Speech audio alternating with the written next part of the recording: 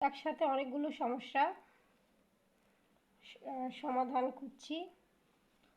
তো আসসালামু আলাইকুম এভরিওয়ান, কাছে দূরে যে যেখান থেকে আমার ভিডিওটা দেখছেন সবাইকে অসংখ্য ধন্যবাদ। যারা সাবস্ক্রাইব করেছেন তাদেরকেও আবারও ধন্যবাদ। যারা আমার চ্যানেলটি সাবস্ক্রাইব করেনি এবং আজকে প্রথম আমার ভিডিওটি দেখছেন তারা সাবস্ক্রাইব করে আমার পাশেই থাকবেন। আর একজন উদ্যোক্তাকে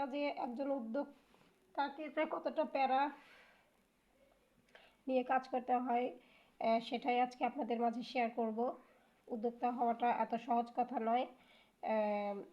তাকে অনেক পরিশ্রম এবং ধৈর্যের পরিচয় দিতে হয়।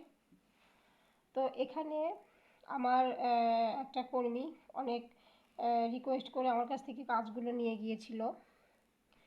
নতুন দেখে আমি দিতে চাইছিলাম না, তো অনেক রিকোয়েস্ট করে নিয়ে গিয়েছিল কাজগুলো, আর প্রত্যেকটা কাজেই আমার সমস্যা করে দিয়েছে। তো এটাই আজকে আপনাদের মাঝে শেয়ার করব। তো প্রথম যে ড্রেসটা দেখাবো, এই যে দেখুন, বেবি পিঙ্কের উপরে ড্রেসটা। ও আমাকে জামাটা করে দিয়েছে, শুধু জামাটা করে দিয়েছে। এটার জামার গলার অংশ আর ভিতরের অংশ এটা, আর এটা হলো পাড়, এটা পায়ের অংশ, এই পাশে হাতার অংশ আছে। তো যাই হোক, ও আমাকে জামাটা করে দিয়েছে। আর ওড়নাটা বলতেছে যে আমার সময় হচ্ছে না, আমি ওড়নাটা করে দিতে পারছি না। তাহলে এখন বলেন কেমনটা লাগে? এই কাজটা এখন আমি কাকে দিয়ে করাবো? একজনের কাজ অন্য আরেকজন কর্মী করতে চায় না। এটা আমাদের মতো যারা উদ্যোক্তা আছেন তারা নিশ্চয়ই জানেন যে একজন কর্মীর কাজ অন্য একজন কর্মী করতে চায় না। তো যাই হোক, এটার সঙ্গে এখন আমাকে আবার একটা জামা ম্যাচিং করে দিতে হবে, আর ওটা আমাকে ওয়ান পিস করে বিক্রি করতে হবে। তো তারপর আমি কথা বলবো, যদি আমাকে অন্যটা কেউ করে দিতে চায় তো তাহলে তো ভালোই হবে। আর একটা জামা দেখেন, এটা হলো জামা। এটা সুতার ম্যাচিংটা একটু খেয়াল করেন। ডলারগুলো তো আমাকে বসিয়ে দেয়নি, ডলার না কেউ পারে না, আচ্ছা ভালো কথা, ডলার তো বসিয়ে দেয়নি। আর ওড়নাটা খেয়াল করেন। তো উদ্যোক্তা হওয়া কিন্তু মুখের কথা নয়। তো দেখেন, আপনারাই পার্থক্যটা দেখে নিন, কাজের সমস্যাটা কোথায়। এখন আমাকে কি করতে হবে? এরকম আমাকে আরেকটা ওড়না করতে হবে এই কালার ম্যাচিং করে, আর এরকম করে আমাকে আরেকটা জামা করতে হবে এই কালার ম্যাচিং করে। এখন এই ভুলটা কি আমারই ছিল বা ওদেরই ছিল এটা আমি বুঝতে পারছি না। তবে আমার কাছে কি একবার জিজ্ঞাসা করা উচিত ছিল না? হয়তো বা আমারই ছিল ভুল, আসলে আমি এতটা খেয়াল করতে পারছি না। তো যাই হোক, এখন সমস্যা আছে, সমস্যা হয়েছে বলে যে তার সমাধান নেই এটা না, সমাধানও আছে। একটু আবার একটু পরিশ্রম করতে হবে, এই যা। তো এটাই। আর এই জামাটার তো আমাকে হাতা করে দেয়নি, এটা তো আমাকে হাতাটা করে দেয়নি।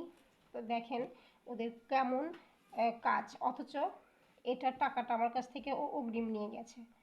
এসে বলতেছে যে আপা আমার অনেক সমস্যা, হ্যান ত্যান, আমার একটু টাকা লাগবে।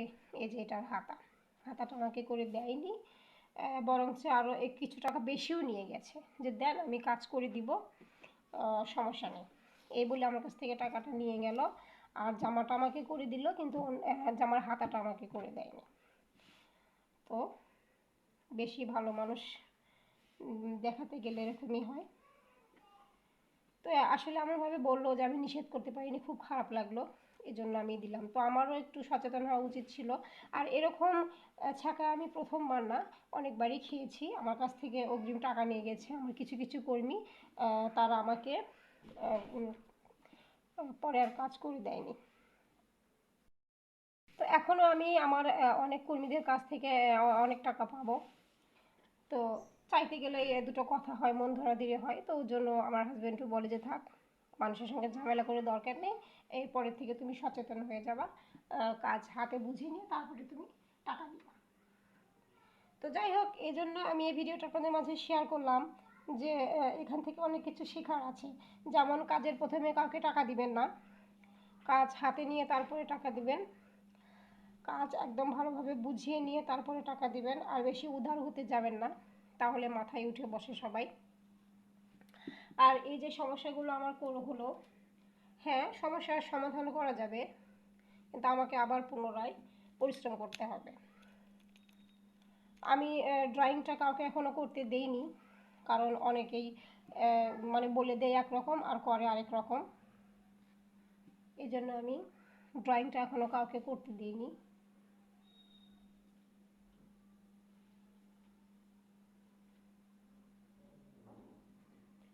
তো এটা আমি একটু স্যাম্পল তুলে আপনাদের দেখাচ্ছি, লাখনো সেলাই এটা। তো সেটাই বলছিলাম যে কাজ হাতে বুঝে নিয়ে সব ঠিকঠাক আছে কিনা দেখে শুনে তারপরে আপনারা টাকা দিবেন। আর অগ্রিম কাউকে টাকা দিতে যাবেন না আমার মতো। আমি অনেকবার ছাকা খেয়েছি অগ্রিম টাকা দিয়ে, বলতে গেলে দুটো কথা হয়।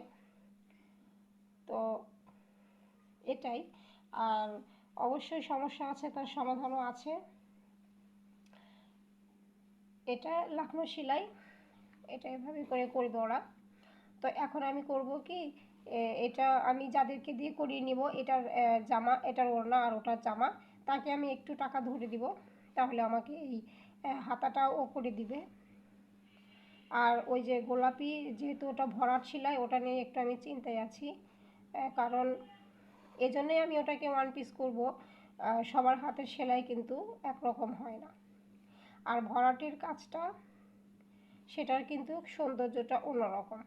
তা আমি ভয় পাচ্ছি, ওই যে বলে না যে দেয়ালে পিঠ থেকে গেলে মানুষ শিখে, আর নেড়া নাকি বেলতলায় একবারই যায়, আমার হয়েছে সেই দশা।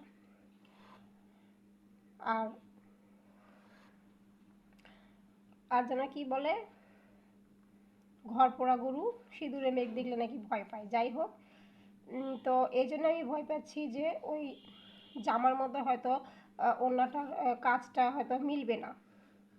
এজন্য আমি ওটাকে ওয়ান পিস করে ছেড়ে দিব। আর ওই ওড়নাটার সঙ্গে আমি আরেকটা জামা ড্রয়িং করে একজন দিয়ে এক হাতে সেলাইটা আমি করে নেব, তাহলে আমার ড্রেসটা এক মাপের সৌন্দর্য, মানে এক মাপের সুন্দর হবে।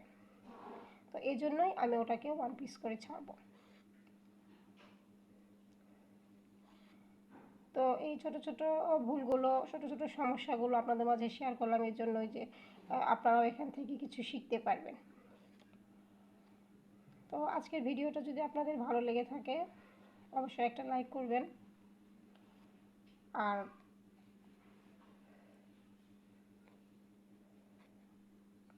চ্যানেলটিকে সাবস্ক্রাইব করতে ভুলে যাবেন না। আর যদি আপনারা আমার কাছ থেকে ড্রেস নিতে চান তাহলে আমার সঙ্গে যোগাযোগ করতে পারেন, আমি অর্ডার নিয়ে করে দেবো ইনশাআল্লাহ। তো এটা এভাবে করেই করব।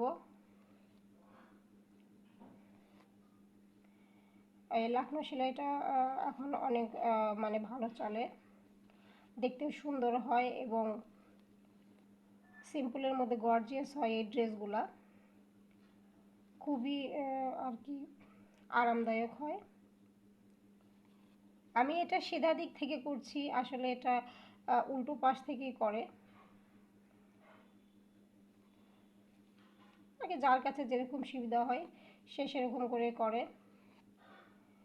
তো আমি এই নতুন কর্মীগুলোকে আর কাজ দিব না।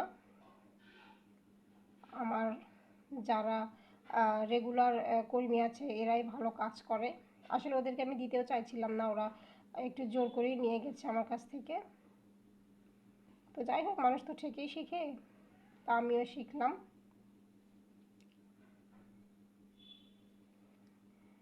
তো আশা রাখছি আজকের ভিডিও দেখে আপনারা একটু কিছু হলেও জানতে পারলেন। তো এটা এভাবে করে ওদের আমি দেবো। ভালো লাগলে অবশ্যই একটা লাইক করে দিবেন, আর চ্যানেলটাকে সাবস্ক্রাইব করতে ভুলবেন না। তো আবারও অন্য কোনো ভিডিও নিয়ে আপনাদের মাঝে কথা হবে। সে পর্যন্ত সবাই ভালো থাকবেন, সুস্থ থাকবেন। আল্লাহ হাফেজ। আসসালামু আলাইকুম।